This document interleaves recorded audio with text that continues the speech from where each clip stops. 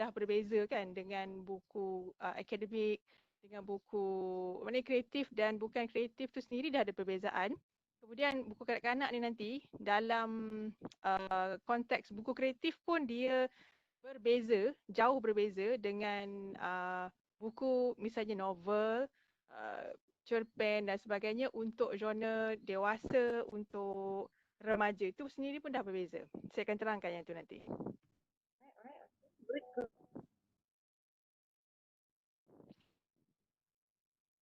Kalau ada sementara tu ada persoalan, mungkin dah boleh cerita sesiapa yang ada sedikit sebanyak pengalaman menulis buku kanak-kanak ke, buku remaja ke, boleh kita bincangkan sementara kita tunggu beberapa lagi yang akan masuk kan? Santailah dulu. Saya ni dari Seremban, duduk je Seremban. Tadi ke pejabat, line pejabat tak okey. So ini ruang kerja saya lah sebenarnya. Kalau boleh tak nak buat kat sini. Tapi line sini lagi elok kan? Adalah sedikit beberapa hiccups lah, tak apa.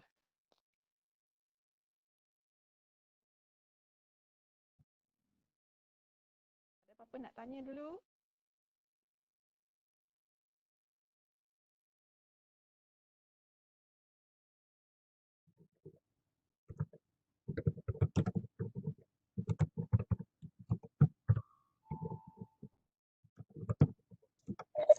Doktor, saya nak tanya sikit. Yang buku yang kita bincang ni untuk umur berapa untuk anak-anak? Antara berapa hingga berapa tahun Okay. Nanti saya akan bincangkan secara umum dulu. Tapi buku kanak-kanak memang ada banyak kategori. Jadi saya akan cuba pecahkan dulu beberapa kategori utama yang boleh kita lihat dan kita boleh bahagikan. Tapi secara amnya kita melihat buku kanak-kanak ni kan yang sekolah rendah. Yang sekolah rendah, tapi kalau nak ikut secara detail, pembahagian dia setiap 2-3 tahun tu sebenarnya kategori dia berubah kan. Kita kalau biasa belikan buku untuk anak-anak yang tidak boleh membaca tu, kita ada banyak buku yang tidak ada teks. Buku tidak ada teks ini dan hanya ada gambar, ini dipanggil buku bergambar kanak-kanak. Ini juga satu genre penulisan. Dia bukan penulisan maksudnya menghasilkan teks yang banyak, tetapi menghasilkan buku kanak-kanak itu sendiri satu cabaran yang berbeza lah. Sebab kadang-kadang ada tahu kita jumpa ibu bapa, dia tak nak belikan buku tu untuk anak dia. Dia kata buku tu mahal sebab buku ni tak ada tulisan. Hanya ada gambar je. Tapi sebenarnya anak-anak itu perlukan rangsangan visual tadi untuk menikmati buku, bukan hanya semata-mata teks. Sebab ada orang yang mempertikaikan buku kanak-kanak, selalunya lah kalau misalnya tuan-tuan dan puan-puan, doktor semua pergi ke Kinokuniya, selalu berjumpa buku kanak-kanak kan, dan harga dia mahal. Dia mahal kerana buku kanak-kanak ni sebenarnya sejenis buku seni, it's a book of art. Jadi bila buku seni, nilai ilustrator itu juga ialah sebahagian daripada buku itu sendiri. Dia bukan sekadar teks sahaja. Jadi dalam perbincangan kita, saya harap, saya tak pasti, mungkin dalam kumpulan ni ada ilustrator, ada penulis ataupun ibu bapa yang ingin memahami tentang konsep buku kanak-kanak. Itu satu hal. Lepas tu kita akan masuk kepada apa yang dimaksudkan dengan sains, teknologi dan juga saya fikir dalam konteks ini ialah science fiction. Okey doktor, yang tu? Puan, kalau boleh Puan, dekatkan lagi mic dengan ni sebab saya Terganggu ya? Ya. Penjelasan saya tadi okey tak? Dengar ke? Atau perlu saya ulang? okey. Dengar. Tadi dengar. Tapi kurang sikit kena dekat lagi mic tu. Okey, baik. Kita ada kekangan teknologi kan? Okey, so kita dah ada 30 peserta. Alhamdulillah. So saya rasa kita boleh mulakan dan sebelum tu saya introduce dulu lah ya. Baik, saya mulakan. Terima kasih Puan Fatana dan Dr. Siti Nurul Mahfuzah ya. Saya fikir ketua penerbit, betul? Ketua penerbit UTM dan pasukannya yang telah bertungkus lumus saya fikir menyediakan program ini. Memang kalau nak dari segi keselesaan saya sukar nak menyesuaikan, tapi kita cuba sebaik-baiknya dalam kita mempelajari sesuatu yang berbeza dalam penulisan buku kanak-kanak. Baik, dalam tempoh yang agak singkat, dalam tempoh 2 jam ini, untuk memperkatakan tentang buku kanak-kanak dan science fiction ataupun fiction science teknologi, dia dipanggil di bawah fiction ya, sains dan teknologi ni. Saya cuba daripada yang pertama ni kita akan bercakap tentang buku kanak-kanak terlebih dahulu, dan lepas tu kita masuk bagaimana sains dan teknologi ini kita masukkan sebagai elemen dalam buku kanak-kanak. Okey, 2 bahagian. Nanti kita break lah tengah-tengah tu. Penat kot 1 jam mendengar saja, kita break lah, toilet break ke subuh dulu kan. Dan kita sambung semula. Macam tu ya, mungkin perancangan untuk 2 jam ni. Baik. Baik. Sedikit latar belakang. Saya menulis buku kanak-kanak tidaklah secara prolific, bukan banyak seperti ada setengah penulis memang menulis dengan jumlah yang banyak. Tetapi saya hanya ada satu buku kanak-kanak yang ini dipanggil Kawan Baru Hanani. Mungkin boleh Google lah nanti tengok Kawan Baru Hanani. Buku ni terbitan Karang Kraft. Sekejap jauh sikit. Oh gitu. Okay. Dia sifat dia fantasi. Ini nanti kita beza fantasi dengan fiction science. Sebab kanak-kanak ni kita layan dari segi fantasinya terlebih dahulu. Kita sebagai kanak-kanak pun sangat suka berangan-angan. Jadi kita main dengan warna. Memang antara kesukaan kanak-kanak. Jadi dalam kumpulan ini, saya bayangkan kebanyakannya penulis yang berminat untuk menulis sesuatu kepada kanak-kanak, dan dalam masa yang sama barangkali ada juga yang mempunyai kelebihan melukis, ilustrator, ada kelebihan melukis, jadi boleh melukis, boleh juga membantu. Biasanya buku kanak-kanak ini sifatnya kolaborasi, maknanya ada pelukis, ada penulisnya. Jadi apabila ada kolaborasi, penulis dia tidak boleh bekerja seorang diri. Dia berbeza kalau kita menulis buku akademik, kita boleh buat seorang-seorang. Kita boleh siapkan sendiri dan nama kita seorang sahaja, dan kemudian apabila buku itu diproses, ada penyunting yang akan membantu dari segi suntingan dan sebagainya lah. Okey. Jadi kan penulisan buku kanak-kanak ialah satu projek. Maknanya dia sekurang-kurangnya mesti ada 2 orang, iaitu penulis dan pelukis. Kerana kanak-kanak itu lebih terangsang dari segi visualnya. Visualnya perlu dibantu, dan kita juga pernah jumpa buku kanak-kanak kalau misalnya jualan-jualan, katalah kita pergi Big Bad Wolf kan, kadang-kadang kita jumpa buku kanak-kanak. Selain daripada bergambar, dia ada audio juga. Ada bunyi ya, ada bunyi. Yang merangsang deria kanak-kanak tadi. Jadi kanak-kanak ini memang memerlukan rangsangan-rangsangan yang sedemikian. Jadi untuk buku saya ni, pelukis saya ialah Emila Yusof, maaf terbalik. Emila Yusof, boleh Google nama dia, memang pelukis Malaysia yang bertaraf antarabangsa, telah menghasilkan banyak buku kanak-kanaknya itu sendiri, dan beliau sendiri lebih banyak menghasilkan buku kanak-kanak dalam bentuk visual walaupun ada teksnya, tapi dia lebih banyak menulis buku, menghasilkan buku bergambar. Jadi buku kanak-kanak ni kita kata menghasilkan, sebenarnya dia bukanlah semata-mata menulis. Okay, saya ada satu lagi buku yang saya nak tunjuk. Yang ini lebih kepada tekstual. Nanti saya tunjukkan selepas ini. Panggil tim teknikal. Okey. Baik. Itu satu hal. Kemudian apabila kita nak menghasilkan buku kanak-kanak ini, ada had dan bilangan muka surat yang khusus untuk buku kanak-kanak. Okey, begini ya. Sekiranya tuan-tuan dan puan-puan ada berpeluang menonton sebuah filem, namanya Miss Potter, M-I-S-S, Potter, P-O-T-T-E-R. Filem ni saya tak ingat, dalam 2005-2006 begitu. Google lah. Pelakonnya Renee Zellweger. Beliau berlakon sebagai seorang pelukis bernama Beatrix Potter. Kalau orang yang pernah pergi ke England, mungkin pernah pergi ke Lake District. Lake District ni satu daerah yang di utara England. Terkenal dengan pemandangan alam yang sangat cantik. Jadi Beatrix Potter ini antara penghasil buku kanak-kanak yang penting lah kalau dalam sejarah penulisan buku kanak-kanak dunia. Selain daripada beberapa nama yang saya akan sebutkan selepas ini, Beatrix Potter merupakan nama penting. Beatrix, Beatrix. Beatrix Potter ini memang seorang tokoh yang menghasilkan buku kanak-kanak melalui lukisan dan kemudian dimasukkan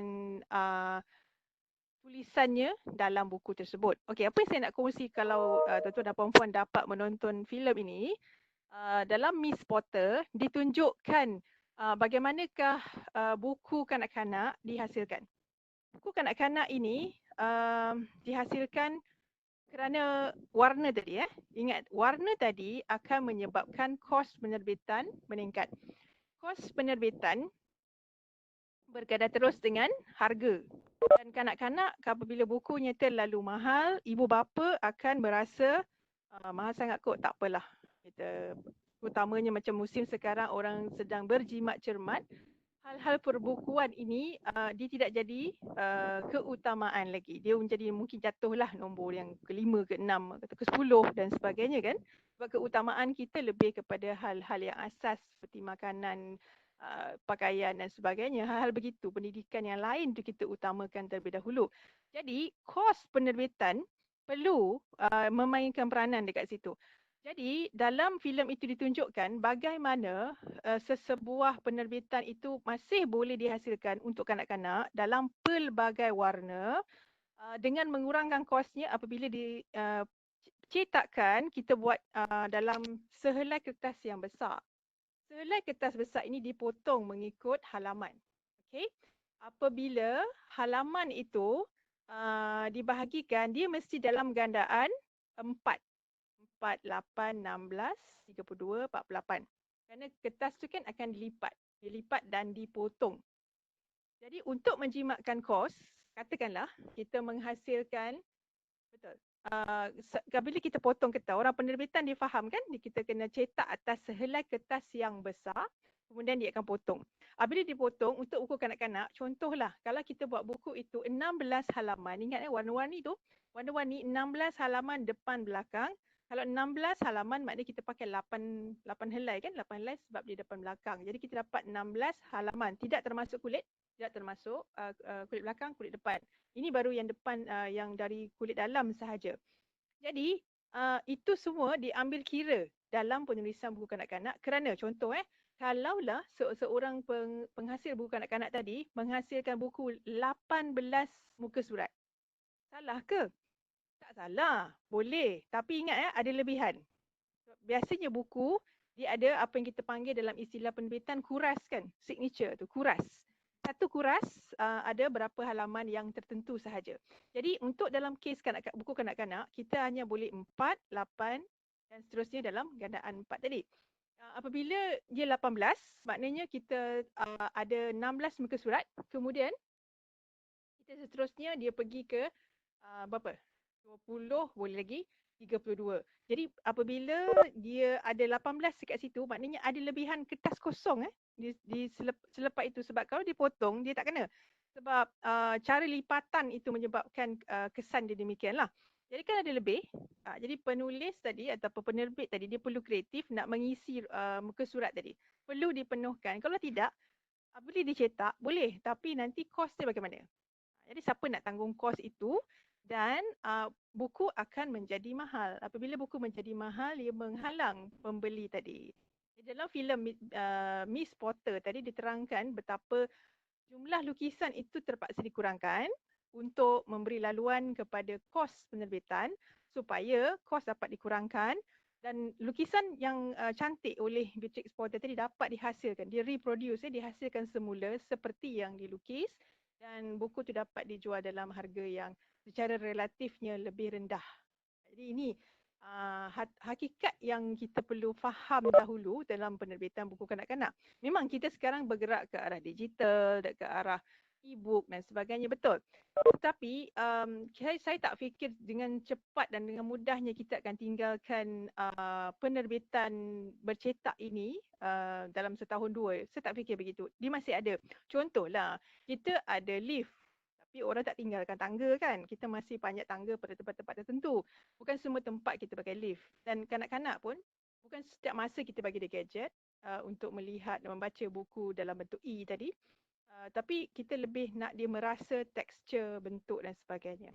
Dan dalam buku kanak-kanak juga ada setengah rumah penerbitan yang mengambil inisiatif yang lebih jauh lagi, iaitu kertas itu sendiri memberi tekstur.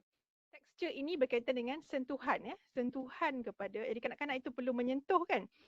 Kita kadang-kadang paling tidaklah kita jumpa buku kanak-kanak yang tentang bulu-bulu haiwan. Jadi ada disentuh, diberikan ruangan sedikit saja macam bulu, memanglah dibuat dari sejenis mungkin kapas dan sebagainya, dibentukkan seperti kita sentuh tu, inilah dia bentuk rupa misalnya bulu kucing, ataupun inilah rupa bulu kambing misalnya kan. Dia disentuh begitu, ada tekstur kat situ. Jadi tekstur ini penting untuk merangsang deria-deria sentuhan anak-anak tadi. Jadi ini juga perlu diambil sekiranya kita melihat dalam kategori-kategori buku kanak-kanak. Baik, itu dari segi formatnya, muka surat, kenapa dia begitu. Jadi kalau kita perhatikan pada hari ini, lihatlah buku yang mengikut standard industri ini, dia akan mengalami ataupun dia mempunyai bilangan muka surat seperti yang saya tunjukkan, saya terangkan tadi, nanti saya akan tunjukkan lagi. Jadi kita melihat apa yang saya katakan di sini ialah buku kanak-kanak. Biasa kadang-kadang kita rasa asalkan ada lukisan, ada kartun, itu buku kanak-kanak. Ya, mungkin. Tapi saya nak terangkan maksud buku kanak-kanak yang sebenar. Okey, itu dalam kategori buku kanak-kanak yang bergambar. Ini dipanggil buku bergambar kanak-kanak. Picture book. Jadi picture book ada beberapa perkara yang boleh saya kongsi kat sini ya. Saya ada buku yang boleh saya kongsikan sebentar. Ini dalam bahasa Jepun, tapi tak apalah, kita bukan nak tengok tulisan dia. Ini kisah 14 ekor tikus. Saya tak pandai bahasa Jepun, tapi mungkin ada yang faham bahasa boleh melihat. Ini judulnya.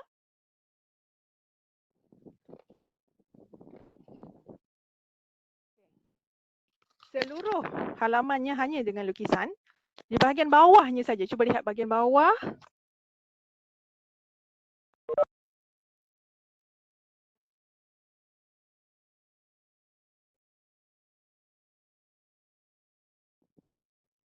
Contoh halaman pertamanya. Bahagian bawahnya ini halaman yang berikut. Lukisan.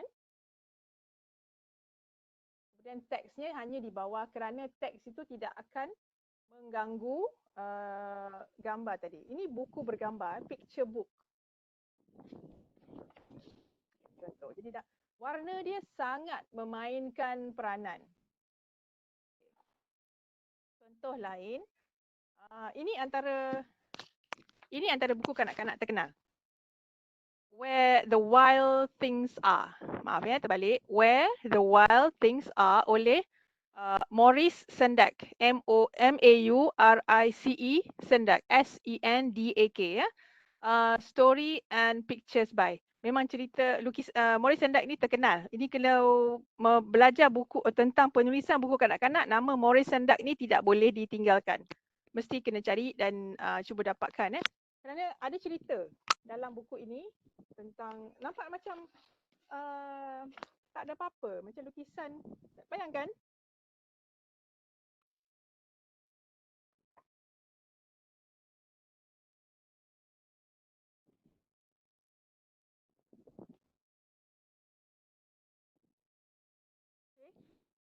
Mungkin nampak macam, lukisan je kot.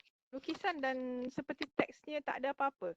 Tapi kalau berpeluang melihat buku ini secara sepenuhnya, lukisan yang dibuat oleh Maurice Sendak ini, dari petak yang kecil, pada halaman yang berikutnya, lukisan itu bertambah besar ruangannya, dan daripada satu muka surat, dia menjadi satu muka surat suku, satu muka surat setengah, satu muka surat 3 suku dan akhirnya penuh 2 muka surat. Kerana kisah ini ialah kisah imajinasi seorang kanak-kanak yang cerita dia mudah je. Mak dia suruh tidur. Mak dia suruh pergi makan supper. Lepas tu mak dia suruh tidur. Dan biasalah kanak-kanak tak nak tidur.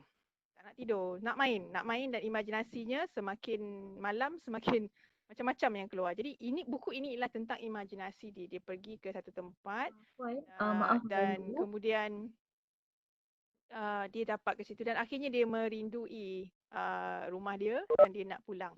Dan gambar pada lukisan itu, kanak-kanak yang tidak boleh membaca pun boleh menikmati visual tadi, lukisan tadi, ilustrasi tadi dan dilihat pergerakan watak-watak tadi melalui buku bergambar tadi. Ya. Ini buku bergambar. Baik, Puan, itu buku bergambar contoh yang tadi dapat saya sesuai untuk bawakan umur berapa dululah ya? untuk permulaan ini untuk buku bergambar kanak-kanak. Dan satu lagi aspek yang penting dalam buku bergambar ialah pada buku kanak-kanak, buku bergambar tidak ada nombor halaman. Tidak ada nombor halaman kerana setiap muka surat itu dianggap sebagai kerja-kerja seni, kerja lukisan. Ini kalau buku bergambar yang betul ya, dia tidak ada muka surat. Satu ialah kerana satu buku, satu cerita kan untuk buku kanak-kanak. Jadi dia tidak perlukan kandungan dan kemudian dirujuk muka surat berapa cerita ni. Tak payah pun sebab dia satu cerita, satu je. Jadi dia tidak memerlukan halaman muka surat tadi. Kalau sesiapa yang pernah mendapatkan buku Sekawan Baruhanan ini, dia ada nombor. Bukan maknanya dia silap, tapi ada kaedahnya kerana buku ini mempunyai 4 buah cerita. Dia ada 4 buah cerita.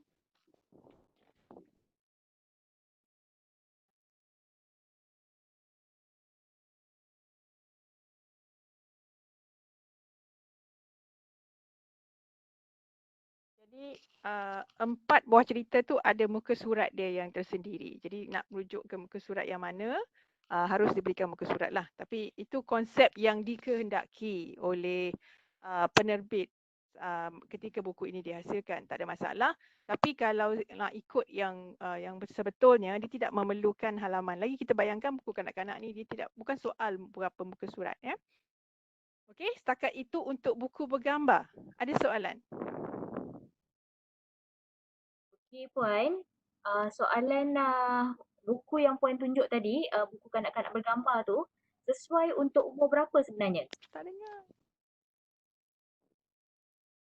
Okey Puan, hello, dengar Dengar tak Puan? Okey, Puan, baca dekat ruangan chat Puan. Dekat ruangan chat. Kenapa saya tak dengar? Okey, peserta lain dengar tak? Tolong respon. Peserta lain dengar tak? Tolong respon saya. Saya dengar yang dengan jelas. Okay. So Puan Nisa dia tak dengar soalan saya. Puan Nisa boleh rujuk di ruangan chat. Saya pula yang tak dengar. Orang lain dengar, saya tak dengar. Tak apalah, type pun tak apa.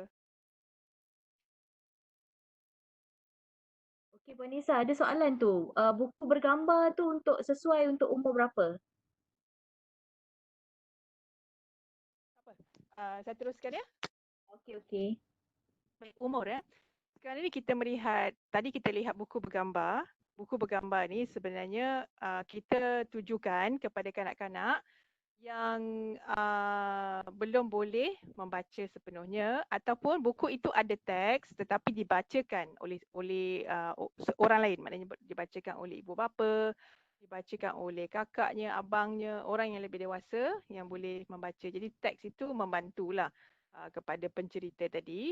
Tetapi yang menariknya tentang buku bergambar juga ialah apabila dia kurang teks, dia memberi ruang kepada penceritaan. Sebab buku bergambar ini dia amat berkait rapat dengan penceritaan, storytelling. Storytelling ialah satu kaedah komunikasi lisan yang sebenarnya semakin kurang. Dewasa ini kita semakin banyak membiarkan anak-anak kita storytelling dengan YouTube kan. Bukan cakap orang lain, nak saya pun. Storytelling tu banyak dekat YouTube dia dapat. Dan dia sebenarnya kenapa budak-budak ni suka YouTube? Kerana orang yang dia minat itu ataupun subjek yang dia minat itu sedang menerangkan kepadanya dengan cara yang interaktif, menyeronokkan. Jadi dia dapat informasi daripada situ. Sebenarnya ibu bapa apabila dapat ruang untuk bercerita dengan anak, ini ialah komunikasi. Kita belajar teknik penceritaan, boleh belajar. Jadi dengan ataupun melalui buku bergambar kanak-kanak, kita boleh menggunakan buku tadi sebagai bahan untuk bercerita kepada kanak-kanak. Anak-anak saya semua dah besar, tak perlu baca buku kanak-kanak, tapi kami masih lagi bermain-main dengan buku kanak-kanak ini. Kita boleh buat storytelling, kita minta mereka pula yang bercerita kepada adik-adiknya dan sebagainya kan. Ataupun adakan satu sesi. Kalau macam di dalam keluarga tertentu mereka ada usrah, mereka tazkirah kan, satu-satu konsep yang boleh dimasukkan dalam tazkirah, dalam konsep ni juga ialah storytelling, iaitu bercerita. Selain daripada cerita-cerita yang kita jumpa dalam buku, sirah-sirah juga boleh dijadikan dalam bentuk penceritaan. Baik, buku kanak-kanak bergambar tadi membantu daripada gambarnya, dan kita boleh tanyakan soalan berdasarkan gambar. Ini yang menyebabkan dia bersifat interaktif. Betul, zaman ini teknologi boleh mengatasi semua itu, tapi tak sama sentuhan kemanusiaan itu, the human interest tu, yang macam seorang ibu yang bercakap dengan anak dia. Kadang-kadang yang anak-anak itu ingat sampai dia dewasa bukan buku itu, bukan sangat ceritanya, tetapi ia lebih kepada suara ibunya, suara ayahnya ketika bercerita. Itu yang akan kekal sampai bila-bila dalam dia mengingati maksud apa-apa sajalah dalam buku tadi. Itu yang penting, sebab akhirnya yang tinggal selepas ini ialah kenang-kenangan. Kenang-kenangan ni semacam kita punya love notes, nota cinta kita kepada anak-anak. Jadi anak-anak mungkin dalam bentuk buku bolehlah, kalau ada yang menulis buku dia akan lihat balik buku itu seperti kita melihat album kan. Dan apabila kita melihat nanti kenangan itu datang daripada suara ibu bapa. Okey. Itu tentang buku kanak-kanak. Saya akan jawab yang soalan-soalan saya nampak tadi. Yang ni satu lagi, iaitu buku kanak-kanak juga. Ini dalam kategori kalau nak dipanggilkan novel. Ini buku saya, Faris Putera Yang Hilang. Faris ini konsepnya ada teks. Ini banyak teks dia. Ada teks.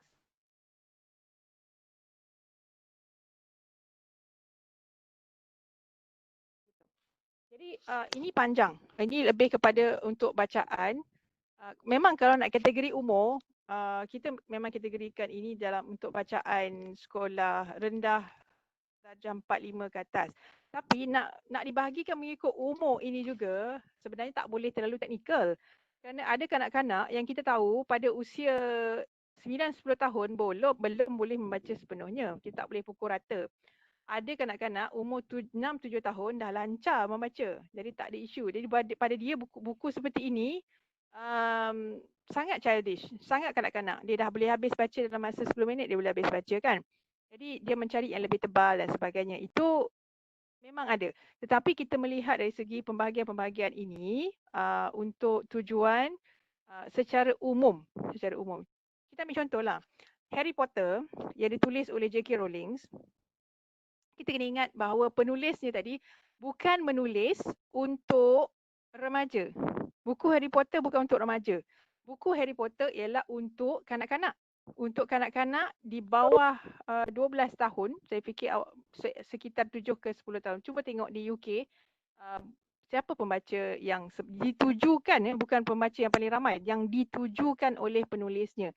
Jadi sebagai penulis, kita kena kenal pasti khalayak kita terlebih dahulu. Kita ni menulis untuk siapa.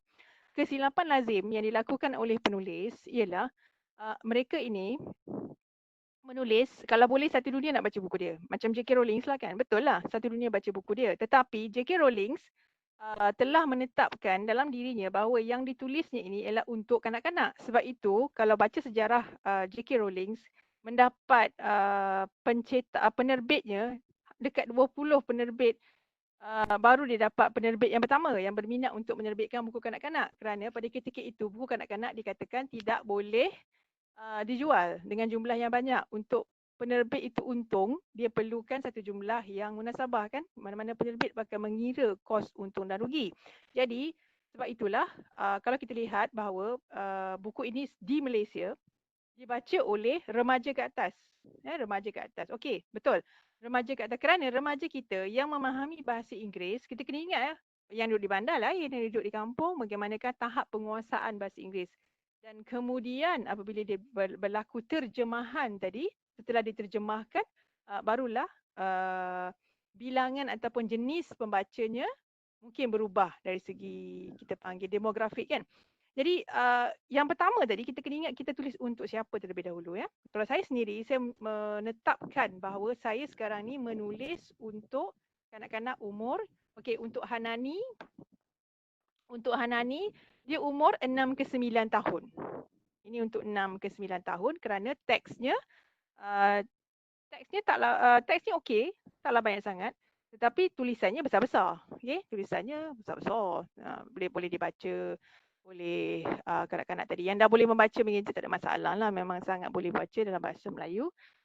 Dan lukisan itu membantu. Lukisannya membantu kanak-kanak tadi. Untuk yang Faris tadi, saya mengesyorkan untuk yang berumur mungkin 10 ke 12. Tapi tak mustahil 13 pun boleh. Sebab ada yang tingkatan 1 tapi masih lagi ada jiwa untuk membaca buku kanak-kanak. Tak salah pun. Boleh saja. Ya, kerana mereka boleh menikmatinya. Dan kadang-kadang kita ni terlalu mengikat bahawa kumpulan ini sahaja yang boleh baca. Ni apa pasal baca buku kanak-kanak ni? Kita kadang-kadang menghukum kan?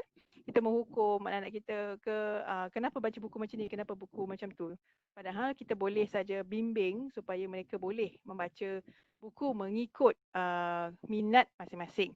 Jadi kalau kita sendiri pun kadang-kadang cuba tanya orang lelaki, dia nak bawa, kalau kanak-kanak lelaki, kita selalu akan berkata sesuatu kepada kanak-kanak lelaki yang berminat pada buku ini. Nanti kan kawan-kawan seangkatan akan kata, buku ni merah jambu, pink kan, kau ni kenapa baca buku macam ni? Tapi saya juga ada jumpa kanak-kanak lelaki yang senang nak baca tapi dia segan nanti kawan dia gelak-gelak dia. Sebab dia suka cerita ni, sebab cerita ni ada adventure, ada kuda terbang, ada kuda yang terbang. Jadi dia rasa seronok tau nak baca. Tapi dia segan nak baca sebab kita selalu mengasosiasikan warna-warna tadi kepada kanak-kanak mengikut gender.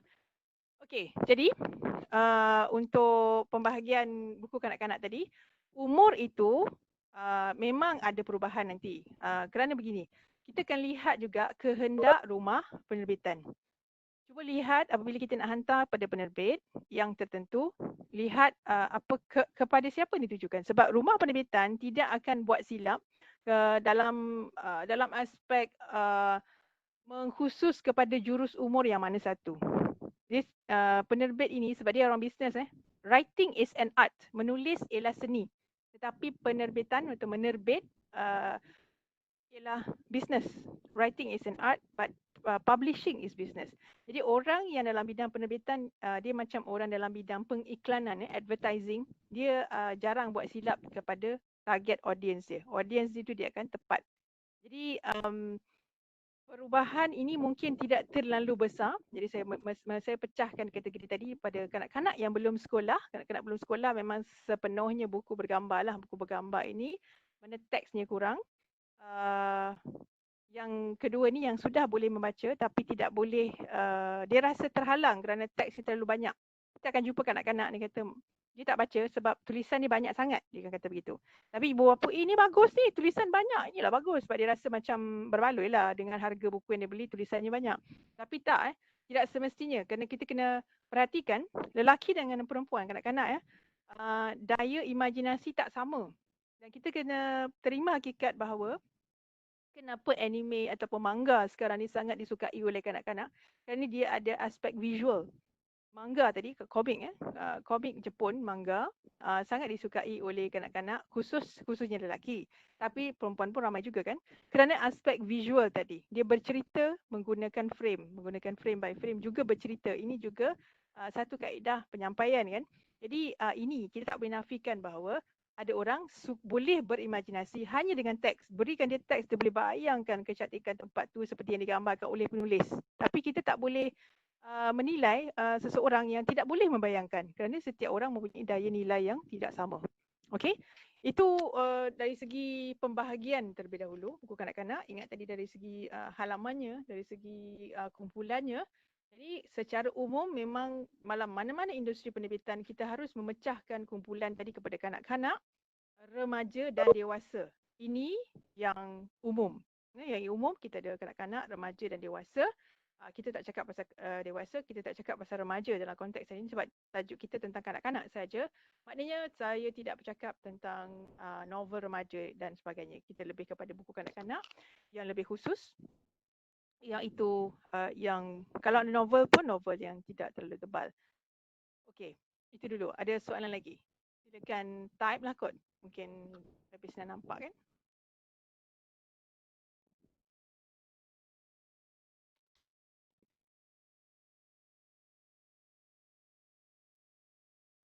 Okey, soalan Puan, saya ada soalan apakah Puan. ya, silakan. Okey Puan, macam ilustrasi yang macam buku kanak-kanak ni, dia ada pelukis dia sendiri. So idea Ini yang ada dia bermasalah ke? Saya tak dengar. tak dengar. Hello, dengar tak Puan? Saya boleh dengar. Puan? Saya boleh dengar. Puan ni je yang tak dapat dengar ya. Sudah. Dengar tak Puan Nisa?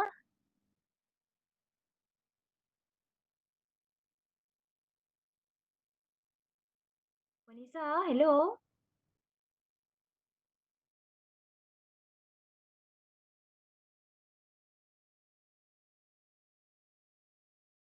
Tak, saya cuba cek suara.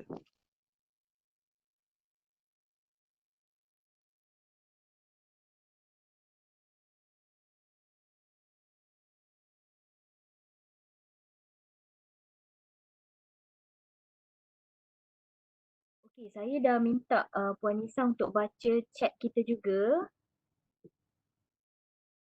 Sekejap ya, saya WhatsApp.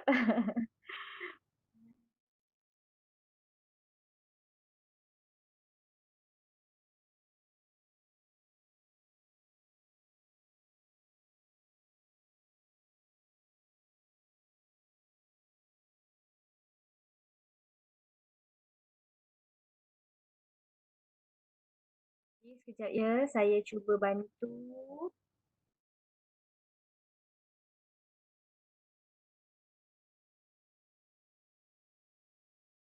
Okey, kita bagi ruang sekejap pada Puan Nisa.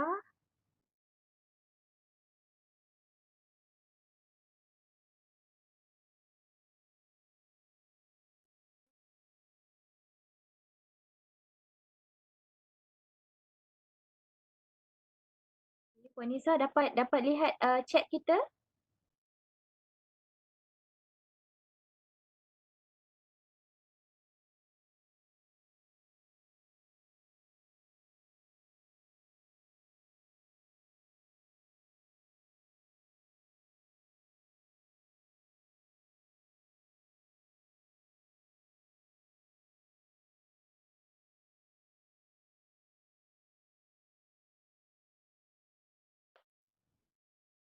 Okey, Puan Nisa.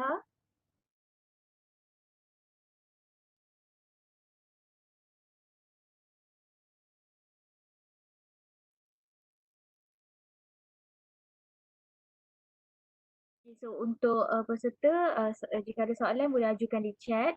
Okey, sementara Puan Nisa sedang mencuba audionya. Okey, saya sedang tengok soalan. Ya. Alright, okey. Umur saya dah jawab untuk buku kanak-kanak. Sebentar. Di komik. Okey, cari illustrator. Okay, baik.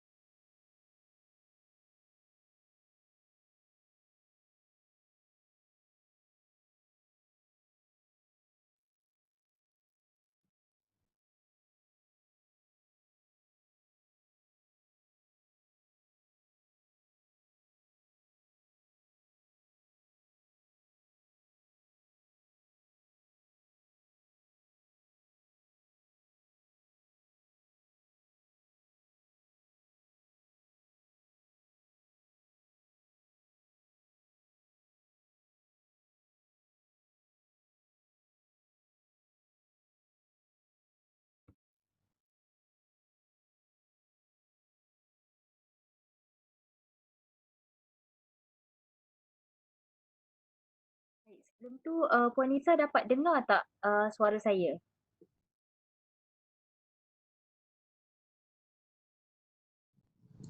Puan Nisa tak ada respon, mungkin dia tak dengar. Tapi boleh dengar Fatona bercakap. Dia ada masalah di audio Puan Nisa.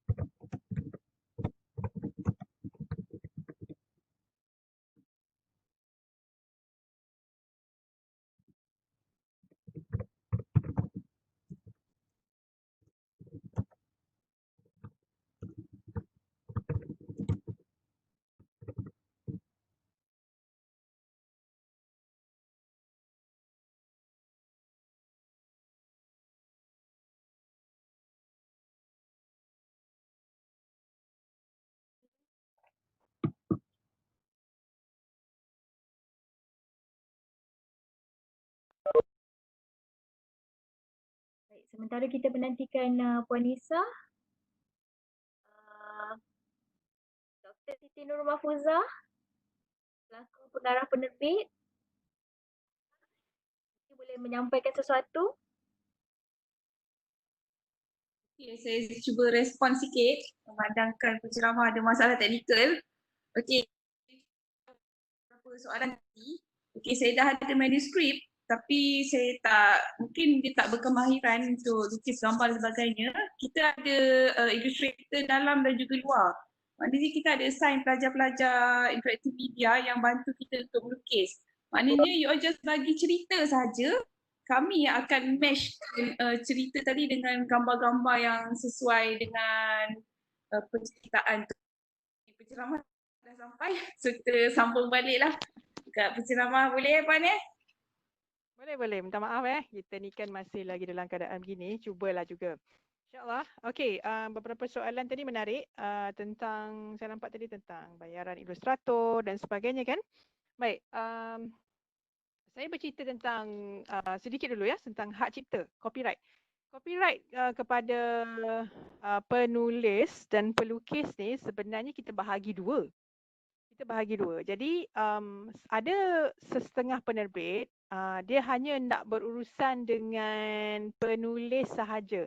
Jadi penulis tu kena ada understanding, ada persefahaman. Kalau nak buat agreement pun boleh juga dengan illustrator dia, berapa dia nak bayar. Macam saya dengan Puan Emilia Yusof yang pelukis buku Kawan Baru Hanani tadi, saya diberikan 10%, tapi saya hanya ambil 5% kerana 5% lagi saya berkongsi dengan Puan Emilia. Sebab pada saya, bukan semata-mata tulisan saya sahaja yang menyebabkan orang nak beli buku ni, tetapi lukisan beliau. Ada orang yang follow artwork dia, orang kenal ini, kalau rupa macam ni memang lukisan Emilia. Dia punya stroke tu orang dah tahu. Jadi secara umumnya ada dua cara lah kalau kita nak bayar pada illustrator.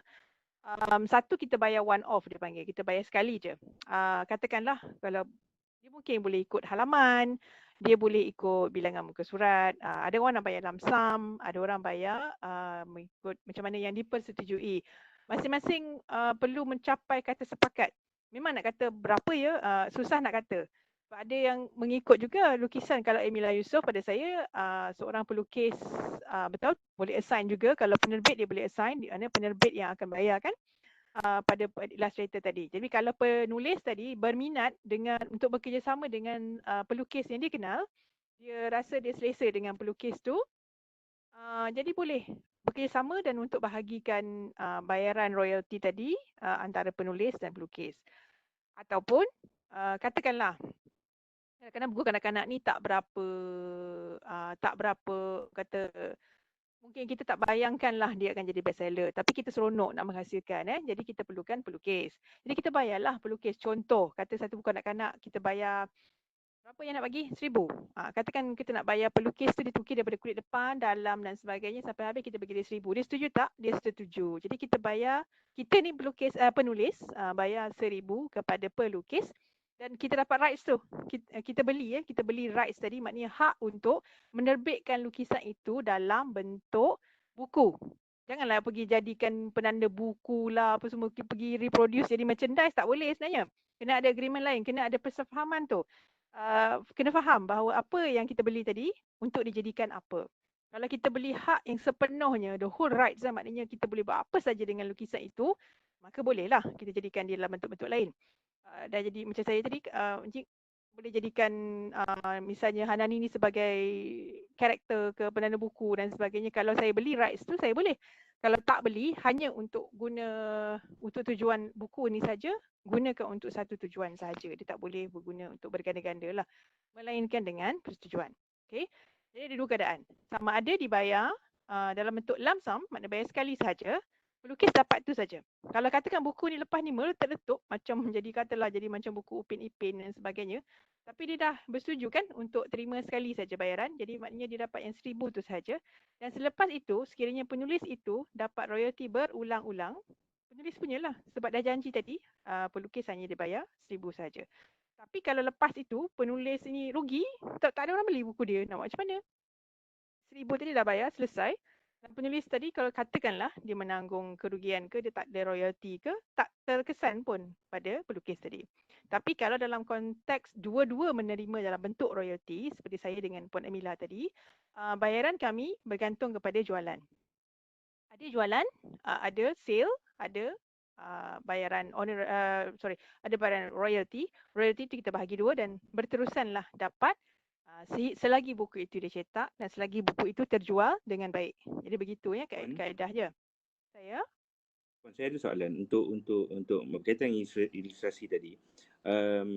Macam bagaimana kaedah Puan bila Puan menulis satu buku kanak-kanak, Puan ada idea tu diterjemahkan ilustrasi tu, Puan discuss dengan pelukis ke macam mana kaedah yang Puan boleh sharekan? Tips. Kalau saya ada idea, tapi saya nak bagi faham bagaimana dekat pelukis tu untuk faham saya punya idea untuk diterjemahkan dalam bentuk yang sebenarnya. Okey.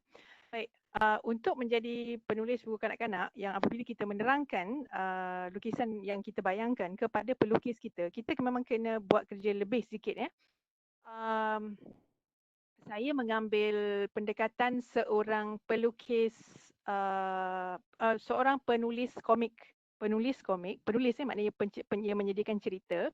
Kemudian dia akan berikan kepada pelukis. Pelukis komik akan terjemahkan. Bagi yang biasa membaca komik yang betul, komik yang komik bukan setakat komik main-main lah. Pada saya yang halaman pertama itu ialah satu halaman penuh yang lukisannya detail. Pernah jumpa kan? Kalau komik yang betul, siapa suka baca komik dia tahulah. Okey, lukisan pada halaman pertama tu biasanya detail. Mungkin gambaran sebuah bandaraya, sebuah tempat yang memang detail. Jadi macam mana pelukis tadi menterjemah sedangkan ayat penulis dia sebaris je. Di dalam sebuah bandaraya tinggal Spiderman. Contohlah dalam kisah Spiderman kan. Tapi angle tu maknanya sudut penceritaannya daripada sudut yang tinggi, mungkin dia tunjuk bandaraya New York. Jadi macam mana dia lukis? Satu, ialah dia maklumkan kepada pelukis tadi angle mana yang dia nak, bangunan apa yang dia nak bagi nampak dalam bentuk penerangan. Sekiranya penulis tadi tak dapat nak tunjuk, nak bercakap berdepan, dia kena terangkan dalam bentuk tulisan. Maknanya untuk menyampaikan satu halaman tadi, dia perlu ada halaman bantuan yang teks halaman bantuan ni tak termasuk dalam teks penceritaan kepada pembaca, tapi itu ialah arahan kepada pelukis. Okey, nampak tu? Jadi maksudnya Puan, maksudnya Puan, maaf saya mencelah. Maksudnya kita setiap helai konten kita boleh nyatakan pada pelukis kita nak berkaedah macam ni. Betul? Okey. Betul. Macam ni saya ambil contoh buku Hanani tadi saya hanya menyediakan teks saja, lukisan tak ada. Okay, maknanya teks saja. Macam ni lah kan contohnya, teks saja. Jadi bahagian mana yang nak saya highlight, yang saya nak lukisannya ada. Okey. Untuk buku kanak-kanak, dia dari segi contoh pakaian Hanani. Dia pakai baju apa, warna apa dan sebagainya tu saya tak perlu sebut dalam teks. Hari ini Hanani pergi ke perpustakaan memakai baju kurung berah jambu berbunga-bunga dengan daun yang hijau. Jadi kalau saya tulis macam tu, kanak-kanak mana pun tak nak baca sebab terlampau banyak sangat penerangan dia ni nak sampai library dia, banyak cerita nak library dia tu panjang sangat. Jadi benda tu kan boleh diringkaskan dalam bentuk lukisan. Jadi maknanya saya memberi arahan kepada, bukan arahan lah, cadangan kepada pelukis. Okey, saya nak bahagian ni, saya tak akan terangkan dalam teks. Saya nak supaya pelukis lukiskan gambar Hana ni pakai baju begini. Cadangan lah, maknanya kita mungkin dia ada warna lain yang lebih sesuai untuk latar belakang dan sebagainya kan. Ini kita berikan konsepnya. Jadi dalam buku Hana ni juga ada beberapa bahagian yang Hana ni dia dekat depan tu tadi kita tengok dia pakai tudung kan. Ada satu bahagian, okey, ini dia pergi ini dia jumpa dengan seorang Tuan Puteri. Dia kat luar lah, dia kat luar Tuan Puteri ni. Dia pakai tudung. Okey. Kemudian dekat rumah, kat rumah dia makan. Dia makan dengan keluarga dia. Nampak tak? Hana ni dia tak pakai tudung kan? Saya kata tu je. Tak kisahlah, kita natural lah, cerita kanak-kanak. Jadi saya nak dekat luar. Benda ni tidak jadi isu pun. Tapi inilah kelebihan penulis untuk meletakkan pakaian dia. Jadi pakaian dia saya nak dekat luar, dia pakai tudung. Dekat dalam rumah tak payahlah, dia dengan ahli keluarga kan. Kemudian ada satu lagi ialah, itu saja yang saya minta. Dan lain tu saya lepaskan kepada pelukis. Sebab yang macam haiwan-haiwan dia tadi, semberani ni, inilah kuda terbang namanya semberani kan dalam bahasa Melayu. Klasik saya perkenalkan nama kuda yang boleh terbang ialah semberani. Bukan nama khas nama am. Okey, istana. Saya kata istana dia, saya tak nak bukan unicorn doktor. Dia semberani. Sebab unicorn kan dia tak boleh terbang. Unicorn hanya ada apa tu? Dia ada tanduk kan? Unicorn ada tanduk tapi dia tak ada sayap. Yang ada sayap itu ialah Pegasus, kenderaan ataupun kuda Hercules. Pegasus ialah nama kepada kuda yang boleh terbang. Pegasus itu nama dia. Jadi dalam bahasa Inggeris, dia tidak ada istilah untuk kuda yang boleh terbang kecuali dipanggil a wing horse, a flying horse atau a wing horse. Tapi dalam bahasa Melayu, kita ada istilah semberani. Tak apa. Itu memang biasa. Saya memang kadang-kadang suka nak bercerita dalam hal itu. Tak salah pun. Jadi kita panggil semberani. Semberani ni dieja dengan huruf kecil. Jadi semberani saya ada 3 warna. Dan ada namanya. Satu nama Fajar, satu nama Bayu, satu nama apa ke namanya, lupa dah kan. Okey, ada 3. Nak cerita tentang istana. Nampak tak istana tu? Saya kata istana dia buatlah apa-apa saja asalkan istana Melayu yang bukan istana Disney. Saya tak nak di istana Disney. This is not Disneyland. Cukup-cukup lah kot. Sebab itulah pakaian dia tadi. Kalau tengok pakaian Puteri tadi ialah pakaian Melayu. Yang saya bebaskan pelukis saya, terpulang lah. Dia nak lukis kebaya ke, dia nak lukis baju kurung ke, yang sesuai. Ini masa untuk pelukis tadi meletak, masa kita promote, kita promosikan budaya kepada kanak-kanak. Jadi kalau lihat tadi, istana itu, sebab saya ni orang Negeri Sembilan, saya tak suruh pun tapi pelukis saya kata dia nak letak sedikit macam rumah gadang lah kan. Negeri Sembilan kan sangat terkenal dengan rumah gadang, iaitu bentuk rumah atap bumbungnya je. Tapi tangga dia tangga Melaka tau. Tangga batu dia buat kombinasi. Sebab ini kan fantasi kan. Dia kombinasikan tangga batu dengan macam tu atapnya. Itu saja yang saya minta dari pelukis supaya satu, jangan rupa istana macam Disney. Lepas tu princess tu jangan rupa princess Disney. Kita ada princess, ada puteri-puteri Melayu. Pilihlah yang mana yang sesuai. Dan inilah masanya untuk kita perkenalkan. Dan beberapa respons yang saya dapat daripada ibu bapa yang anak-anak dia baca buku ni, katanya kan anak dia beritahu dia, Mama, saya baru tahu yang sebenarnya princess kan dia boleh pakai baju kebaya. Princess sebenarnya cantik tau boleh pakai baju kebaya. Jadi dia selama ni dalam minda kanak-kanak tadi, princess ialah yang pakai seperti Disney, dia pakai long gown baju kembang pada bahagian bahu itu, kita panggil baju apa tu. Itu yang dalam fikiran kanak-kanak. Sebab ini kalau nak ikutkan Disney semua kan sejenis propaganda juga kan, tapi dalam bentuk visual. Jadi kita nak counter balik, kita nak tunjukkan yang kita tak boleh nak mengada-adakan kita macam kita kena macam ni, kita kena macam ni. Anak-anak dia tak boleh. Lagi disuruh, lagi kan dia tak macam lagi disuruh lagi tak nak buat. Tapi kalau cadangkan, disyorkan, mungkin dilihat cantik juga ya puteri pakai begini dan sebagainya. Antara kesan. Jadi ada kesan kepada peserta pula pembaca muda khususnya ya, dia belajar daripada situ. Okey. Jadi itu arahan tadi kan, soalan tadi kan arahan kepada pelukis. Okey. Apabila dilihat pelukis juga memerlukan ruang imajinasinya, kita tak boleh terlalu mengehadkan, tapi pelukis memerlukan panduan. Pelukis perlukan panduan. Jadi apabila pelukis tadi dapat bergerak dalam ruang lingkup yang dicadangkan oleh penulis, komunikasi itu penting. Jadi disebab itulah editor penting. Jadi editor menjadi penghubung kepada penulis dan pelukis.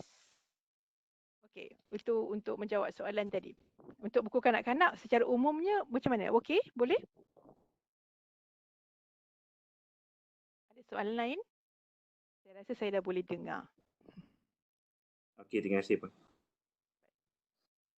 Sebab saya tanya gitu sebab saya ada idea untuk yang komik ni, sebab anak saya suka baca komik. So saya macam mana saya nak terapkan komik dalam sains dalam komik.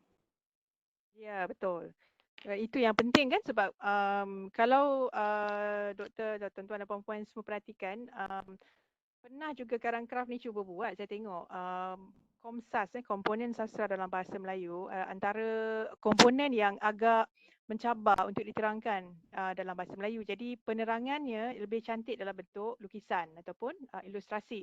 Ada juga buku teks sejarah kan, pernah jumpa dibuatkan lukisan yang bersiri, jadi nampak macam ini berlaku, ini berlaku, ini berlaku. Visualize sebab semua itu ialah bercerita. Sejarah ialah penceritaan. Jadi kalau sains dan teknologi, yang lepas ni kita masuk bahagian sains dan teknologinya, sains dan teknologi juga memerlukan penceritaan yang demikian, yang diberikan elemen kemanusiaannya, barulah khalayak tadi, audiens kita akan dapat mengambil bahagian dengan lebih berkesan apabila audiens tadi dapat menghubungkan dirinya dengan watak, dengan cerita di dalam buku kita. Okey? Baik, sebelum saya masuk ke bahagian sains dan teknologi itu sedikit, kita kena faham elemen-elemen dalam penulisan fiksyen. Okey? Boleh ya, saya teruskan? Okey, kalau buku cerita sains dan teknologi, okey. Boleh tanya soalan terus, kalau boleh guna mic pun tak apa puan. Siapa tadi?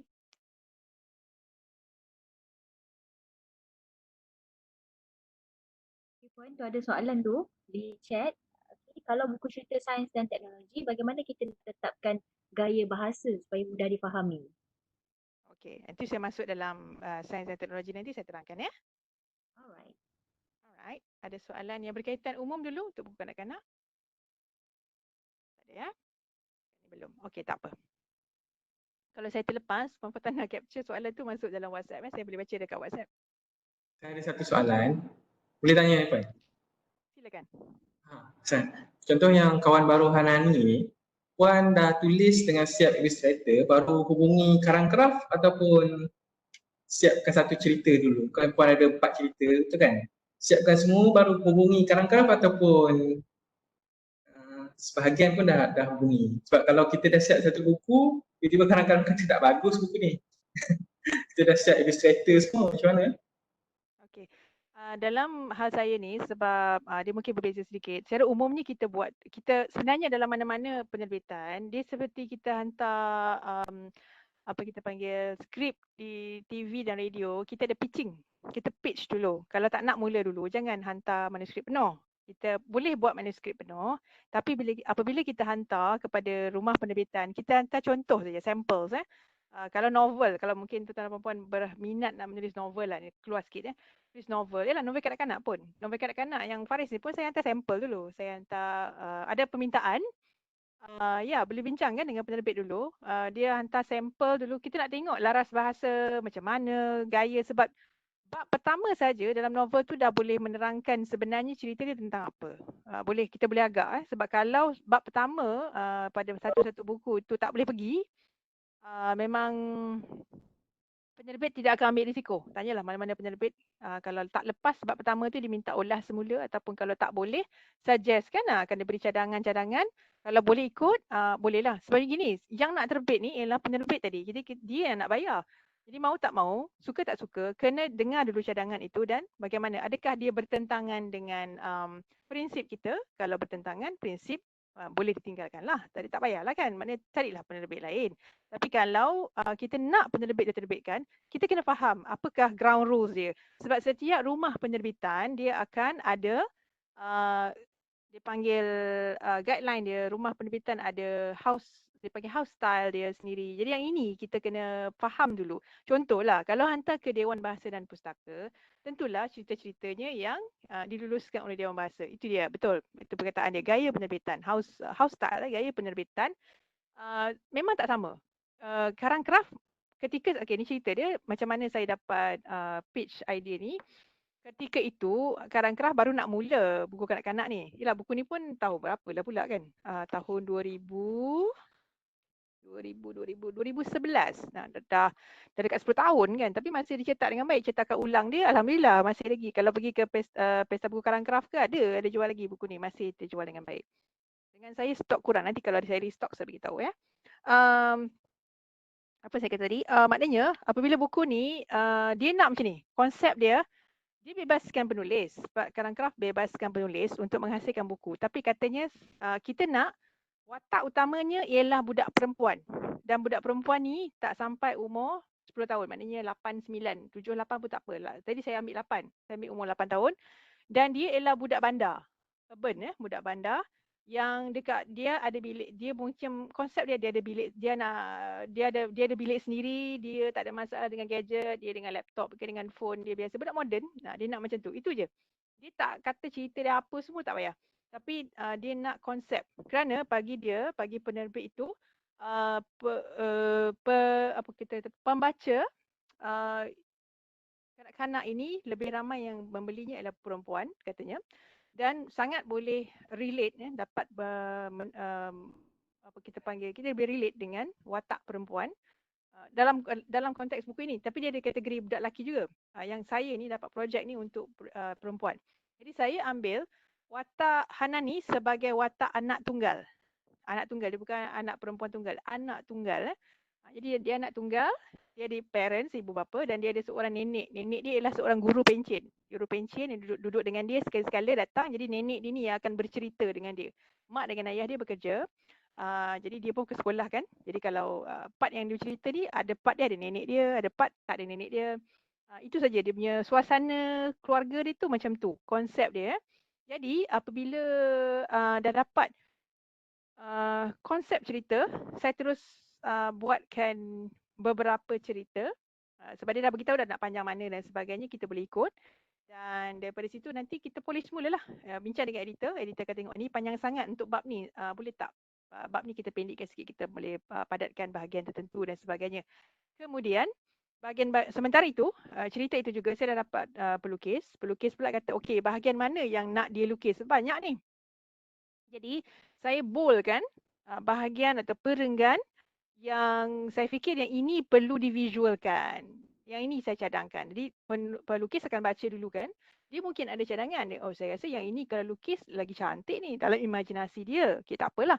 Jadi kita akan ada beberapa cadangan dan kita kena lihat juga berapakah jumlah halaman yang sesuai dan yang diberikan juga oleh penerbit untuk pelukis tadi, lukisan tadi diletakkan. Jadi yang ini kita reka letak tadi.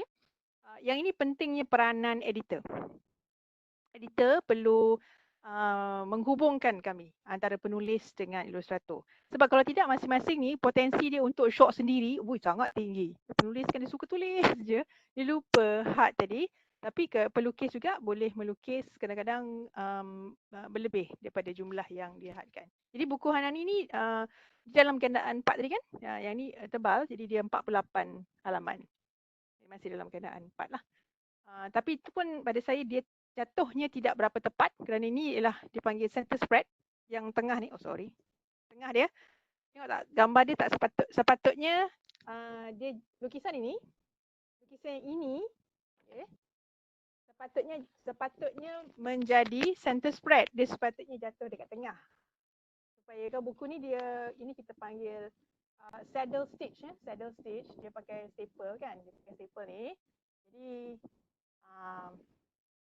apabila dia begini, jatuh tak betul. Jadi kita, yelah masa tu bukan langkah agak baru, jadi kita terimalah sebagai kekurangan. Okey. Saya faham yang mana terpaksa bergerak dalam masa 1 jam tadi dah selesai. Terima kasih yang menyertai. Jadi selepas ini saya akan masuk dalam hal-hal fiction science pula ya, science dan teknologi. Okay. Ada soalan lagi tentang buku kanak-kanak sebelum saya masuk ke fiction science?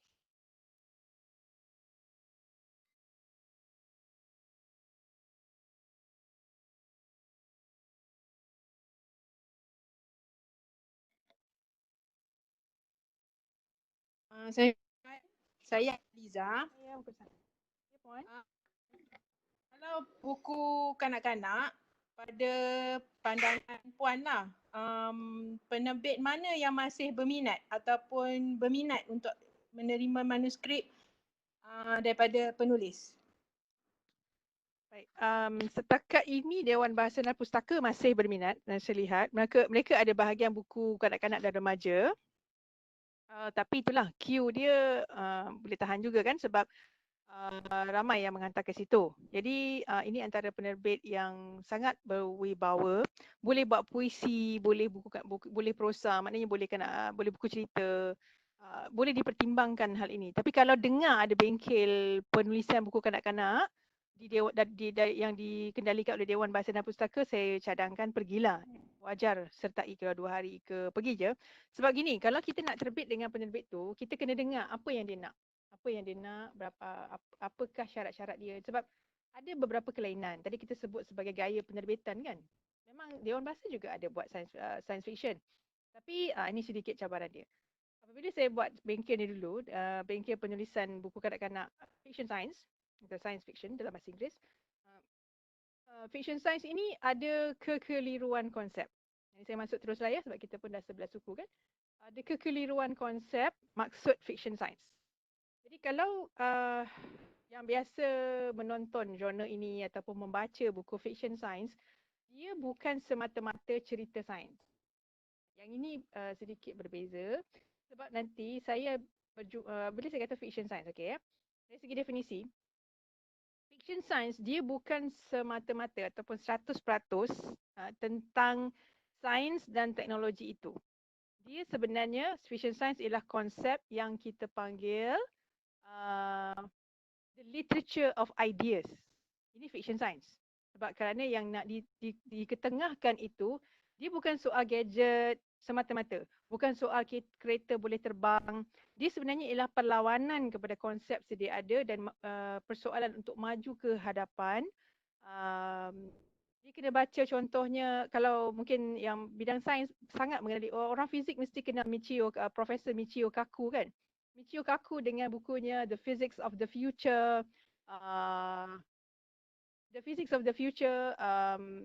bagaimana dia melihat konsep negara ini ataupun dunia ini 20 tahun dari sekarang atau 50 tahun dari sekarang berdasarkan teknologi-teknologi yang ada. Okey. Jadi berdasarkan daripada sinilah, sebab tu kita kata science fiction ataupun bayangannya pada tahun 2020 ini kereta sudah boleh terbang. Tapi hakikatnya bukan setakat kereta tak boleh terbang pada tahun 2020. Kapal terbang pun tak boleh terbang. Kerana kita dilanda wabak. Kapal terbang pun tak boleh terbang. Ini satu yang terlalu bertentangan kan dengan yang kita bayangkan. Okey, tak apalah. Maknanya sesuatu yang diberikan dalam bentuk sains tadi ialah sesuatu yang ke hadapan dan tidak semestinya futuristik. Okey, begini ya. Jadi apabila kita melihat science fiction dalam penulisan buku kanak-kanak, dia sebenarnya amat mencabar. Penulisnya perlu memahami konsep buku kanak-kanak yang saya terangkan tadi. Itu ringkasan ya, maknanya dalam tempoh 2 jam ni tak dapat sebenarnya nak bagi semua sekali. Tapi saya cuba berikan dia punya ringkasannya. Itu konsep itu kalau kita langgar banyaklah dari segi kebiasaan industri yang ataupun kelaziman industri yang kita biasa lihat dekat situ.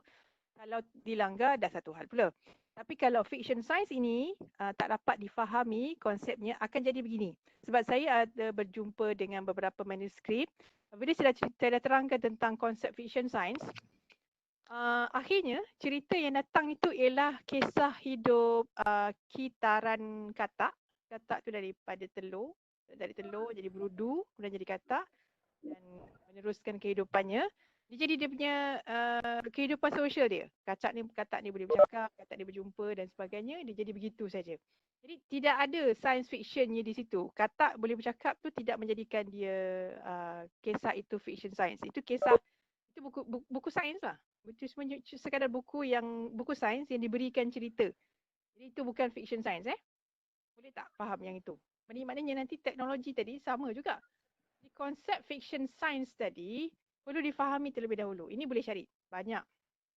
Ada banyak boleh dibaca. Tapi kebanyakannya dalam bahasa Inggeris kan. Kita boleh jumpa konsep. Saya pernah menulis konsep fiction science dalam buku Menulis Mengatur Diri Berfikir. Sekejap. Bentar